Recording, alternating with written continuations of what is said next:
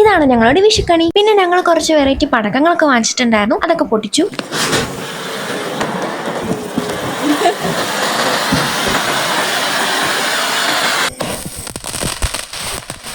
ഇത് ഞങ്ങളുടെ ഫേവറേറ്റ് ആണ്. ഞങ്ങൾ എപ്പോഴും കമ്പിയിൽ പിടിച്ചിട്ട് തന്നെ ചെയ്യല്, പക്ഷെ സ്റ്റിക്ക് വെച്ചിട്ട് ചെയ്യാൻ വിചാരിച്ചു, കൈ പൊള്ളുണ്ടായിരുന്നു.